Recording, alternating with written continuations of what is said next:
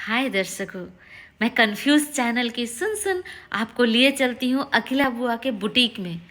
अरे आपको पता नहीं है, आज तो वो सुर्खियों में है।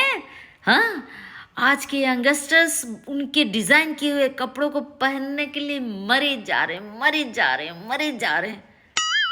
और उनके इस सफलता का राज आप भी जानना चाहते हैं, मैं भी जानना चाहती हूँ, तो चलते हैं। अरे हम कहाँ बताएंगे?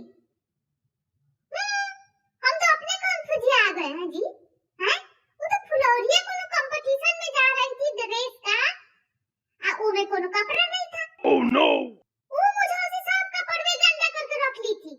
हैं? तो कही फिर ओकरा बाद कोई बुआ कोनो कपड़ा दे, आज तो कंपटीशन में जाना है।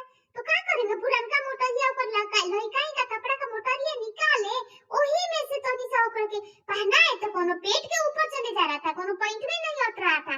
तो सब में लेके कट पैंटवा में कर दिए। ओकरा बाद अट गया पैंटवा।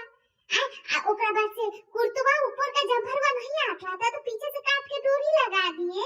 उहे पहन के गई है और जब फर्स्ट हो गई हमारे कनी सब भीड़ लइकवन का दौड़ के आ गया हमरा घर पर।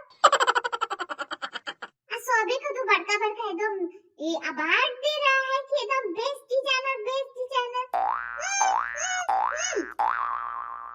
हमरा कुछ समझ में आएगा तभी ना तुमको इंटरव्यू देंगे।